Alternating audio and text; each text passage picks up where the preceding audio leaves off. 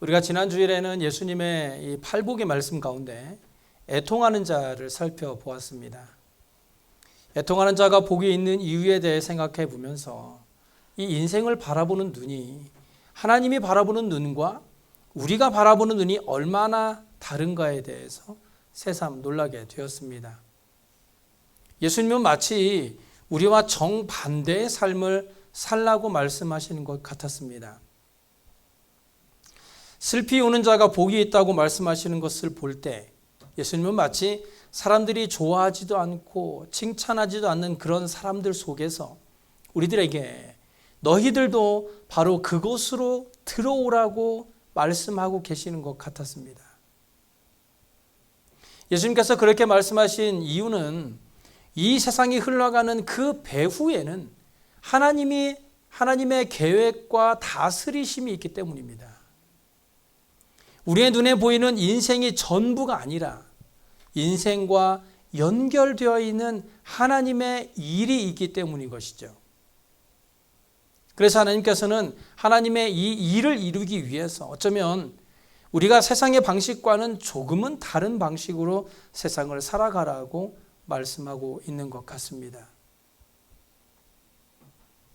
예수님께서 말씀하신 8가지 복에는 하나님의 해결책이 함께 제시되어 있는데요. 그 해결책이 바로 인류의 죄를 대속하시고 구원하시기 위해 보내주신 예수 그리스도입니다. 그래서 예수님도 스스로를 가리켜 내가 곧 길이요 진리요 생명이니 나로 말미암지 않고는 아버지께로 올 자가 없다라고 말씀하신 것입니다. 슬피 우는 사람들이 예수님께 옴으로써 자신이 복된 사람이 되어 하나님의 위로를 받을 뿐만 아니라 이 세상을 살아가는 동안 우는 자로 하나님의 구원과 은총을 기다리게 되는 것이죠. 그래서 예수님을 믿는 사람들에게 인생의 고통과 눈물을 씻어주시는 하나님의 위로가 있는 것이죠. 그것은 그 누구도 빼앗아 갈 수 없는 하나님의 위로입니다. 그리고 우리는 하나님의 위로로 이 누구도 누릴 수 없는 마음의 평안을 누릴 수 있게 되는 것이죠. 그리고 이제 이어서 오늘 본문에서는요, 온유한 사람들이 복이 있다고 말씀하십니다. 온유한 자는 복이 있나니 그들이 땅을 기업으로 받을 것이며. 우리가 살아가는 인생이란 사람들끼리 부딪히며 사는 현장에서 만들어집니다. 이 삶을 잘 조율해 나아가기 위해서는 삶의 현장에서 부딪히는 수밖에 없습니다. 하지만 때로는 마치 인생을 초월한 것처럼 멀리서 바라보는 그런 시각이 필요할 때도 있습니다. 오늘 예수님께서 주시는 말씀은요, 우리가 자신의 삶을 조금 멀리서 바라볼 수 있어야 한다는 것입니다. 나의 삶을 떨어져서 나를 바라보는 겁니다. 그것은 이 세상에서 우리가 아웅다웅하며 살아갈 때 느낄 수 있는 것과는 완전히 다른 것입니다. 이 시간 우리 스스로의 삶을 조금 멀리 떨어져서 자신의 삶을 바라볼 수 있는 시간이 되었으면 좋겠습니다. 우리 모두는 이 세상에서 살고 싶어 하고 어디서나 큰 소리를 치고 누구보다도 행복해지기 위해 열심히 일합니다. 하루 종일 밥 먹을 시간도 없이 분주하게 뛰어다닙니다. 우리는 그렇게 누구보다 더 열심히 살아야 성공하고 행복할 수 있다고 배웠습니다. 그런데 이렇게 바쁘게 살아가는 삶의 현장에서 예수님은 마치 모든 것을 포기한 사람처럼 우리들을 향해서 온유하라고 말씀하십니다. 세상은 빨리 바쁘게 살라고 말하는데 예수님께서는 잠시 멈추라는 것입니다. 우리는 나와 가정의 행복을 위해서라면 물불을 가리지 않습니다. 그것을 쟁취하기 위해서 수단과 방법을 가리지 않고 목표한 것을 손에 넣기 위해 겉모술수도 개의치 않습니다.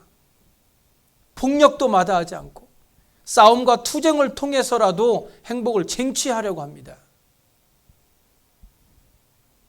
이 세상의 일반적인 법칙은 부지런한 사람이 잘 살게 되고 더 큰 것을 얻는다는 것입니다. 온유한 사람이 아니라 열심히 노력하는 사람, 운이 좋은 사람, 기회를 잘 타는 사람, 주위에 자기 편을 많이 두는 사람이 성공한다고 믿고 있어요. 그래서 지금은 착하기만 해서는 절대로 이 세상을 살아갈 수 없다고 말하죠. 우리들의 관점에서 본다면 온유한 사람이 복되다는 예수님의 말씀은 터무니없고 허무맹랑한 얘기로밖에 들리지 않습니다. 하지만 우리가 기억해야 할 것은 예수님이 말씀하신 것은 세상 사람들이 좋아하고 얻고자 하는 그런 덕목이 아니라는 거예요. 아마 그 당시 사람들에게도 이 예수님의 말씀이 충격적이었을 것입니다. 최선을 다하고 수단과 방법을 가리지 않아도 행복해지기가 쉽지 않은 이 세상에서 온유한 사람들, 참고 기다리는 사람들이 되라니, 아니 이건 또 무슨 소린가 했을 것입니다. 즉 예수님은요 이렇게 말씀하고 있는 것입니다. 이 세상의 문제는 사람들이 저마다 자신이 잘났다고 생각하고 자신의 판단만이 옳다고 고집하는 데 있다. 사람들은요 자신이 경험하고 느낀 이 모든 인생이 정답이라고 생각합니다. 내가 깨달아진 것이 정답이지, 내가 느끼고 본 것이 정답이지, 그런 경험에서 얻은 자신의 답이 누구에게라도 정답이라고 강요를 하는 세상이죠. 그 누구도 자신의 경험을 자신의 시선이 아니라 다른 사람의 시선으로 보려고 하지 않는다는 거예요. 온유한 자가 복이 있다고 하시는 이 예수님의 말씀은 그 복을 주는 분이 따로 있다는 것이죠. 그분이 누굽니까? 하나님이시죠. 하나님은 온 우주와 온 세상 그리고 세상의 모든 것들과 인간을 창조하신 분입니다. 우리의 모든 것을 주신 분이 하나님이라는 것이죠. 그리고 인생의 법칙까지도 하나님이 정하셨습니다. 그래서 우리가 좋든 싫든 우리의 삶은 하나님과 관련이 되어 있어요. 떼놓을 수가 없습니다. 이 세상은 인간의 뜻대로만 돌아가는 것이 아니에요. 생각해 보세요. 날씨 하나 생각대로 되는 게 있나요? 하지만 그런 모든 이 세상의 법칙이 하나님의 계획하심과 섭리 가운데 있다는 것입니다. 온유한 사람들이 복이 있다는 말씀은 세상을 움직이는 사람들의 그 배후에는 정말 이 세상을 자신의 뜻대로 다스리고 계시는 창조주 하나님이 계시다라는 것을 알아야 한다는 거예요. 우리는 세상이 우리 뜻대로 움직이지 않는다라는 것을 인정해야 합니다. 이 세상은 힘이 강한 사람들이 만들어가는 세상이 아닙니다. 돈이 많은 부자가 이끌어가는 것도 아니죠. 이 세상은 모든 것을 만들어내신 하나님께서 직접 운행하고 운전하고 움직이고 계신다는 거예요. 그래서 하나님 앞에서 조급하게 굴지 말고 참고 기다리며 하나님의 지혜를 먼저 배우라는 것입니다.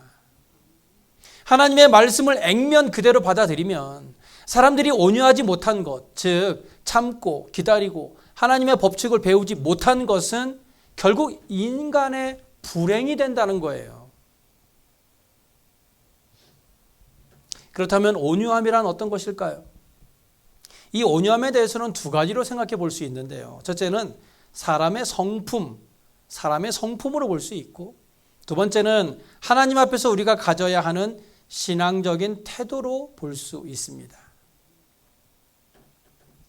예수님의 이 팔복은요, 총 8가지인데 그거를 두 종류로 나눌 수가 있습니다. 앞에 4가지는 사람들이 하나님 앞에서 가지는 태도이고, 뒤에 4가지는 사람들 사이에 내보이는 윤리적인 태도를 지적하고 있습니다. 이런 구조 속에서 본다면 이 세 번째 복인 온유함은 사람에게 나타내 보이는 인간의 성품이나 이 윤리적인 태도라기보다는 하나님 앞에서의 신앙적인 자세로 보는 것이 적절합니다. 성품적으로서의 온유함이란 쉽게 화를 내지 않는 것을 말하죠. 마땅히 화를 내야 하는 상황인데도 불구하고 분노하지 않고 자신을 억제하며 참는 것을 말합니다. 특히 다른 사람들의 말이나 행동이 자신의 인격과 권리를 침해한다고 느낄 때 화가 치밀어 오르는 것을 참고 억제하는 것이 온유입니다. 그런데 이 온유함이라는 단어가요, 동물들에게 사용되기도 했어요. 주인에게 길들여져서 주인의 통제에 잘 순응하는 동물들에게 이 온유함이라는 단어가 사용된 것이죠. 주인의 의도대로 움직여지는 동물이 온유한 동물이라는 거예요. 이와 마찬가지로 온유함이란 하나님을 믿는 사람들이 이 세상의 일을 자신의 힘이나 자신의 지혜 그리고 자신의 계획과 능력대로만 밀고 나가지 않고 하나님을 신뢰하면서 하나님의 섭리에 자신을 맡긴 채 하나님의 법칙에 순응하는 것을 의미하는 거예요. 한마디로 하나님 말 잘 듣는 것이죠. 성경에서 온유한 사람을 꼽으라고 하면 당연 예수님일 것입니다. 하지만 예수님을 제외한다면 모세가 유일할 것입니다. 민수기 12장 3절에 모세의 온유함에 대해서 이렇게 말하죠. 이 사람 모세는 온유함이 지면의 모든 사람보다 더하더라. 하지만 우리가 아는 모세는요, 결코 온유한 사람이 아닙니다. 모세가 애굽의 왕자로 있을 때 자기 동족이 애굽 사람에게 핍박을 당하자 이 순간의 분노를 참지 못하고 그를 쳐 죽였던 사람이 모세입니다. 그는 그 후에 미디안 광야에서 40년을 숨어 지내다가 80세가 된 어느 날 모세는 시내산에서 하나님을 만나게 되죠. 그때 하나님께서 모세에게 네가 선 곳은 거룩한 땅이니 네 발에서 신을 벗으라 고 말씀합니다. 여기 신을 벗는다라는 것은요, 종이 된다라는 것을 의미합니다. 하나님은 모세가 하나님이 종이 되기를 원하셨던 거예요. 모세가 더 이상 자기 스스로 주인이 되어서 자기 마음대로 살지 말라는 것입니다. 주인이 없는 거친 야생만처럼 자기 마음대로 날뛰지 말라는 거예요. 이제부터는 하나님의 종으로서 하나님의 뜻에 순종하며 하나님을 주인으로 모시고 살라는 것입니다. 자신의 거친 천성대로 사는 것이 아니라 성령에 변화된 온유한 사람이 되라는 것입니다. 시편 37편 7절 이하에 이런 말씀이 있어요. 여호와 앞에 잠잠하고 참고 기다리라. 자기 길이 형통하며 악한 꾀를 이루는 자 때문에 불평하지 말지어다. 분을 그치고 노를 버리며 불평하지 말라. 오히려 악을 만들 뿐이라. 진실로 악을 행하는 자들은 끊어질 것이나 여호와를 소망하는 자들은 땅을 차지하리로다. 하나님께서 온유한 자가 복이 있다라고 말씀하실 때는요, 하나님께서 이 땅을 지으셨고 지금도 여전히 다스리고 계시는 분이다라는 것이 전제되어 있습니다.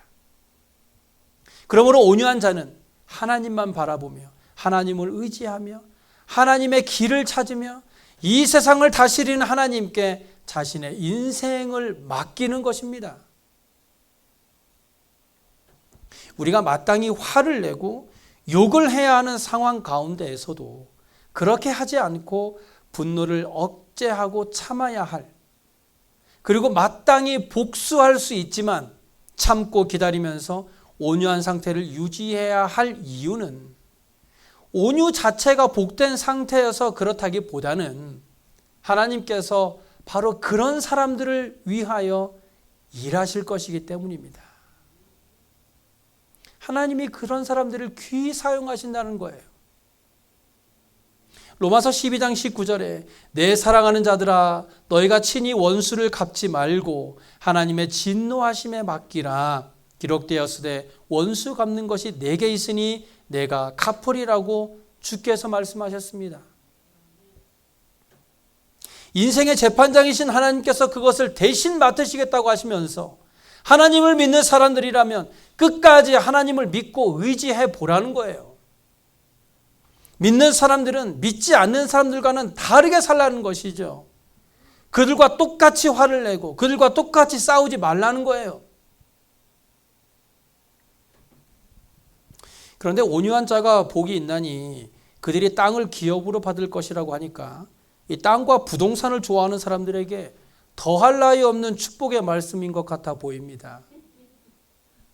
와, 땅을 주신다네. 하지만 죄송하게도요, 여기에서 말씀하고 있는 땅은 이 세상의 땅이 아니라 하나님의 나라의 땅을 가리키고 있습니다.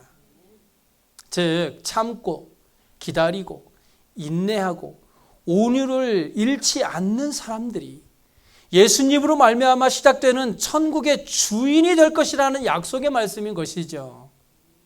한마디로 온유한 자가 천국을 소유하게 될 것이라는 겁니다. 우리가 누리는 천국은 저 하늘에 있는 천국만을 말하는 것이 아니죠. 이 땅에서도 천국을 누리게 될 거라는 거예요. 어떤 사람이? 온유한 사람이. 하나님이 세상에서 가장 온유하다고 하셨던 이 모세는 자기 이름으로 된 땅이 한 평도 없었어요. 모세는 그렇게도 가고 싶어 했던 이 가나안 땅을 느보산에 올라가서 그저 바라만 보았을 뿐 들어가지도 못했습니다. 나는 마음이 온유하고 겸손하니 나의 멍에를 메고 내게 배우라고 말씀하신 예수님도 스스로 말씀하시기를 여우도 굴이 있고 공중의 새도 거처가 있으되 인자는 머리 둘 곳이 없다고 하셨어요. 돌아가실 때도 겨우 남의 무덤에 빌려 장사되었다가 그나마 부활하셔서 예수님의 이름으로 된 무덤도 없습니다. 모세는 온유하지 못했어요. 하지만 그는 하나님에 의해서 길들여졌습니다. 하나님의 뜻에 자기를 복종시켰습니다. 그래서 성령의 온유한 성품으로 변화된 것입니다. 나는 원래 그런 사람이니까 당신들이 나를 이해하세요가 아니라 나는 원래 그런 사람이지만 나는 하나님을 믿는 사람이니 내가 변화되겠습니다라고 하는 것이 예수님이 말씀하신 복 있는 온유한 사람의 모습이다라는 거예요. 어떤 분이 그러더군요. 모두에게는 구정물통이 있습니다. 그런데 그 구정물통이 작은 사람이 있고 큰 사람이 있습니다. 그 구정물통 안에는 온갖 더러운 것들이 담겨져 있습니다. 그런데 평소에는 그 더러운 것들이 물 아래 쫙 가라앉아 있습니다. 그래서 위에는 맑은 물만 남아있게 되죠. 그러다가 누군가 그 구정물통을 발로 차면 가라앉아 있던 더러운 것들이 위로 쫙 올라오게 되어서 그 구정물통은 순식간에 더러운 물통이 되고 맙니다. 그런데 똑같이 더러운 것들이 담겨져 있는 구정물통이 큰 사람이 있습니다. 그 구정물통에도 똑같이 더러운 것들이 담겨져 있지만 이 물통은 매우 커서 누가 발로 차도 그것이 쉽게 올라오지 않는다는 거예요. 이 구정물통은 우리의 성품입니다. 우리의 성품은 누가 건드리지만 않으면 모두가 맑은 물처럼 다 좋아요. 그 사람처럼 착하고 좋은 호인이 따로 없죠. 그런데 누군가 그 사람의 자존심을 건드리는 발길질을 합니다. 그 사람은 그 발길질 한 변에 더러운 구정물통이 되고 맙니다. 더러운 것을 토해내버리죠. 우리가 예수님이 말씀하신 온유한 사람이 되는 것은 우리의 성품의 통을 크게 하는 것과 같습니다. 누구에게나 다 더러운 것이 있지만 통을 크게 만드는 거예요. 예수 믿은 후에도 우리는 여전히 변하기 힘든 죄인들이에요. 누군가 발길질을 하면 내 안에서 더러운 것들이 금방이라도 쏟아져 나올 것 같은 연약한 인생들입니다. 하지만 우리를 변화시키시고 우리의 성품의 그릇을 넓혀주실 성령을 의지하여 나아갈 때 나를 흔드는 어떤 발길질에도 변함없이 온유한 사람으로 설 수 있게 될 것입니다. 사람과 사람 사이에 내가 조금만 더 참았더라면 더 큰 문제가 일어나지 않았을 경우가 허다합니다. 자신의 것만 고집하지 않고 다른 사람의 의견을 인정해주며 그를 이해하기 위해서 애를 쓸 때 그런 문제는 오히려 더 큰 성장의 기회가 되기도 하죠. 그러기 위해서는 자기 자신을 멀리서 바라볼 수 있는 눈이 필요합니다. 내 입장에서만 나를 바라보는 것이 아니라 내 입장을 다른 사람의 눈으로 바라보고 나도 그 사람의 입장에서 되어 생각해 보면 서로를 이해할 수 있는 넓은 마음을 가질 수 있는 것이죠. 신앙인들의 약점 가운데 하나가 하나님을 믿으면서도 참을성이 없다는 겁니다. 너무 빨리 인내심의 한계에 도달하고 말아요. 오늘 아침에 기도하고 나서 하나님이 내 기도를 들어주지 않는다고 불평하죠. 우리는 너무 쉽게 실망하고 너무 쉽게 하나님을 의심합니다. 예수님 당시의 사람들도 비슷했죠. 이스라엘은 400여 년 동안 강대국의 밥이 되어서 이리저리 끌려다니는데 신물이 났습니다. 그러다 보니 하나님의 도우심은 없다고 생각하는 사람들이 생겨나게 되었고 하나님은 약속을 지키지 않는다고 불평하는 사람들이 있었습니다. 성질이 급한 사람들은 무기를 들고 싸움과 폭력으로 평화를 쟁취하겠다고 나서기도 했어요. 로마와 싸우자는 거예요. 로마 제국과의 사이에서 죽고 죽이고 쫓고 쫓기는 싸움이 끊이지 않았습니다. 로마 제국이나 헤롯 가문에 협조하거나 세금을 바치는 사람들을 매국노라고 하고 괴롭히기도 하고 사람들을 선동하여 로마 제국에 대항하도록 했습니다. 그들의 신앙은 한계점에 도달한 것 같았고 메시아 왕국을 억지로라도 이 땅에 끌어오고 싶어하는 사람들로 가득 찼습니다. 예수님 당시의 세계는 밖으로 오는 평화로운 시대였을지 모르지만 그 속은 폭력과 싸움과 죽음이 난무하는 세상이었다는 거예요. 평화는 유대인의 것이 아니라 로마인들의 것이었습니다. 압제를 당하는 사람들에게는 하루하루가 지옥 같았던 것이죠. 하지만 그들을 구원하러 예수님이 오셨습니다. 그 시대를 살았던 사람들은 그렇게 말할지 모르죠. 우리는 400년이나 기다렸습니다.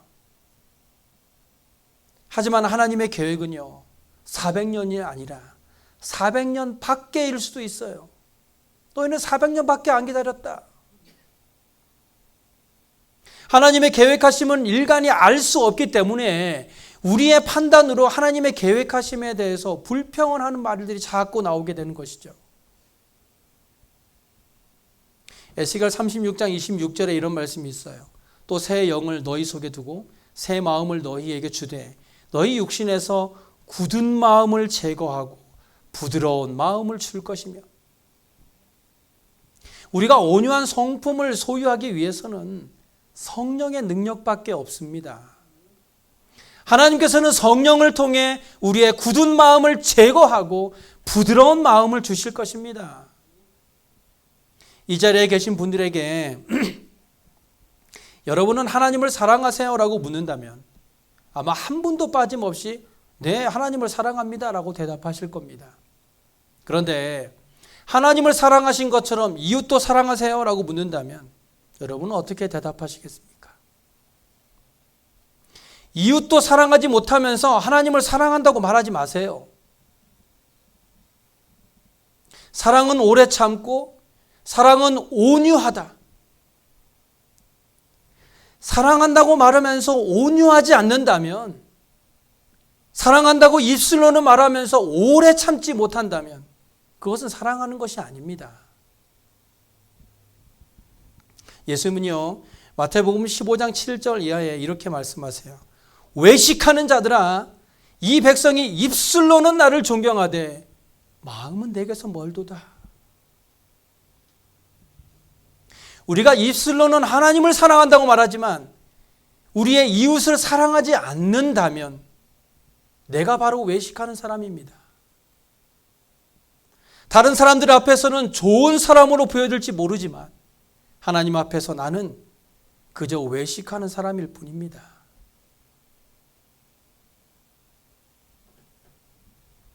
온유한 사람이 되었으면 좋겠습니다. 예수님의 온유함으로 하나님의 나라를 소유하며 사는 저와 여러분의 삶이 되었으면 좋겠습니다. 예수님께서는 조그만 발길질에도 구정물이 튀어오르는 나와 같은 사람도 사랑하셔서 십자가에서 목숨을 내어주시기까지 우리를 사랑해 주셨습니다. 세상에 예수님보다 억울한 사람이 어디 있습니까? 하지만 예수님은 하나님의 뜻을 이루기 위해 우리가 하나님의 나라를 누리며 살아가는 복된 인생으로 살기 위해 나를 위해 희생하신 것입니다. 예수님으로부터 그런 사랑을 받은 저와 여러분이 조금이라도, 아주 조금이라도 예수님의 성품을 닮아갔으면 좋겠습니다. 그래서 온유하신 우리 주님의 성품을 닮아서 우리도 하나님의 뜻을 기다리고 이웃을 사랑하며 당당하게 하나님을 사랑한다고 고백할 수 있는 저와 여러분의 삶이 되시길 간절히 소원합니다. 기도하겠습니다.